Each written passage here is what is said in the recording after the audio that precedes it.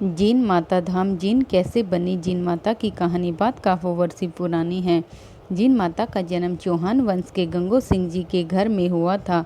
गंगो सिंह जी चूरू जिले में स्थित घाघू रियासत के राजा हुआ करते थे। घाघू रियासत के राजा गंगो सिंह के कोई संतान नहीं थी। संतान सुख की इच्छा से एक दिन राजा गंगो सिंह जी अरावली पर्वतमाला में स्थित कपिल मुनि के आश्रम में गए। वहाँ उन्होंने गुरुवर की आज्ञा से तपस्या की और तब कपिल मुनि ने उन पर प्रसन्न होकर एक पुत्र और एक पुत्री होने का वरदान दिया। कपिल मुनि के वरदान से उनके घर में एक पुत्र और एक पुत्री का जन्म हुआ। पुत्री का नाम जीवन और पुत्र का नाम हर्ष रखा गया। बचपन से ही दोनों बहन भाइयों में बहुत प्यार था, एक दूसरे को अपनी जान से ज़्यादा प्यार करते थे। हर्ष की शादी बचपन में ही कर दी गई थी, जब वह समझदार भी नहीं थे।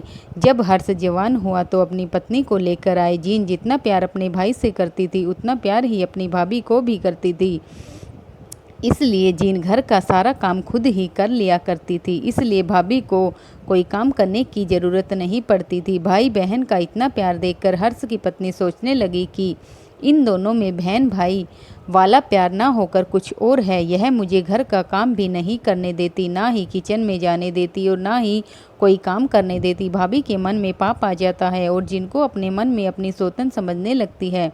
एक दिन वह जीन को कहती है, ननद बैसा, आप दोनों बहन भाइयों के बीच मुझे बहन भाई वाला प्यार नहीं लगता, मुझे कुछ और लगता है। आप मुझे अपनी सौतन लगती है। भाभी के इससे गलत वचन सुनकर जीन को बहुत गुस्सा आया और भाभी से कहने लगी, अगर यह बात भाई को पता चल गई तो वह आपकी गर्दन ही काट देंगे। ननद और भाभी के बीच वाद विवाद शुरू हो गया कि तुम्हारे कहने से तुम्हारे भाई मेरी गर्दन ही काट देंगे। फिर भाभी ने कहा कि आपके भैया आपको इतना चाहते हैं कि वह आपके कहने से मेरी गर्दन ही काट देंगे। जीन और जीन की भाभी के बीच काफ़ी देर तक विवाद चला। फिर भाभी ने कहा, चलो इसी बात है तो हम दोनों एक शर्त लगाते हैं। जीन ने कहा कि कैसी शर्त है। हम दोनों कल सरोवर पर जाएंगे और पानी की मटकी भर कर लेकर आएंगे और शर्त यह रहेगी, आपका भाई हर्ष जिसकी भी मटकी पहले उतारेगा वही इस घर में रहेगा। जिसकी मटकी आपका भाई उतारेगा समझो उसको वह ज़्यादा प्यार करता है और दूसरे व्यक्ति को घर छोड़कर जाना पड़ेगा। अगर आपकी मटकी उतारी तो मैं घर छोड़कर चली जाऊंगी, अगर मेरी मटकी उतारी तो आप घर छोड़कर चले जाना। जीन ने भाभी की बात मान ली क्योंकि उसे विश्वास था कि भैया भाभी से ज़्यादा उसको प्यार करते हैं और उसकी मटकी ही पहले उतारेंगे। और ऐसा ही होता। हर्ष पहले जीन की मटकी ही उतारता, लेकिन रात में हर्ष की पत्नी ने खाना नहीं खाया और सो गई। फिर हर्ष ने देखा कि उसकी पत्नी ने खाना नहीं खाया और ऐसे ही सो गई। ऐसी क्या बात है। फिर वह अपनी पत्नी के पास गया और उससे पूछा कि क्या बात है, आज तुमने खाना क्यों नहीं खाया। रूसी हुई हर्ष की पत्नी बोली कि आज मेरे और जीन के बीच एक शर्त हुई है।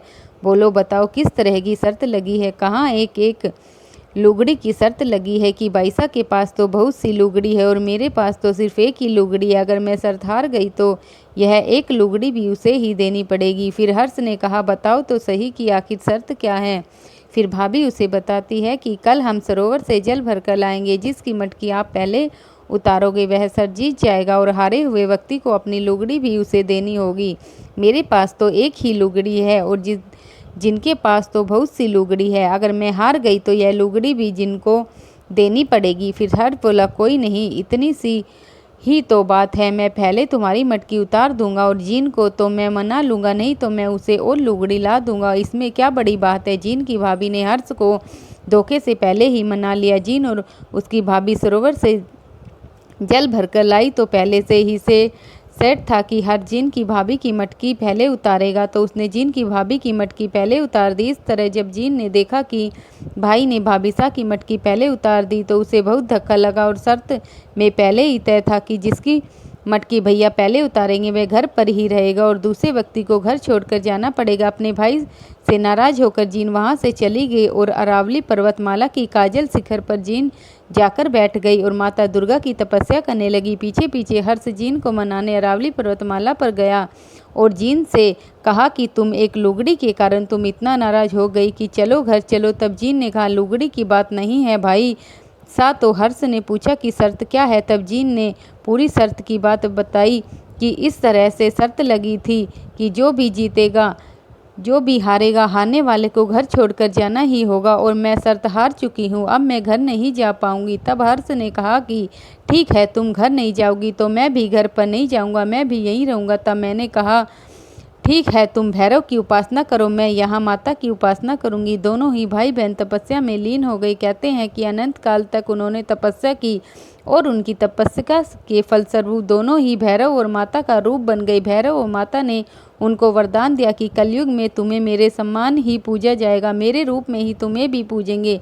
कलयुग में माता जीन का परिचय हर व्यक्ति जानता है। पूरा राजस्थान और भारत में भी माता को पूजा जाता है, विशेषकर चौहान वंश में और अग्रवाल वंश में और अन्य समाज के अनुयायी जैसे कि सैनी, ब्राह्मण, राजपूत, अहीर, गुज्जर और काफ़ी जातियाँ जिनमें जीन माता की पूजा की जाती है और जीन माता की काफ़ी मान्यता है। मैं प्रीति सैनी हमारे समाज में जीन माता की कुलदेवी मानते हैं और जात जड़ोले यहीं उतारे जाते हैं। जीन माता का आशीर्वाद है जिस व्यक्ति को भी मिल जाता है।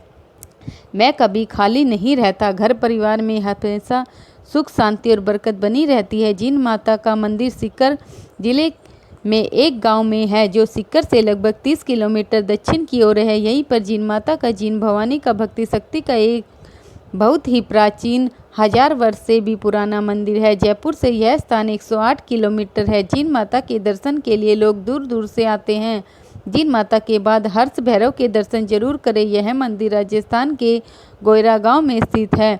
नवरात्रि में 9 दिनों का विशाल मेला लगता है। भारी संख्या में लोग जीन माता के यहाँ दूर दूर से आते हैं। जीन माता की कहानी सुनने और नवरात्रों में इनकी पूजा करने मात्र से ही माँ अपने भक्तों पर प्रसन्न हो जाती है और उन पर अपनी कृपा बनाए रखती है। अगर आपको मेरी वीडियो पसंद आई हो तो प्लीज़ सब्सक्राइब कीजिए और बेल आइकन के बटन को दबाइए और जीन माता के बारे में अधिक जानकारी के लिए प्लीज़ कमेंट कीजिए। धन्यवाद।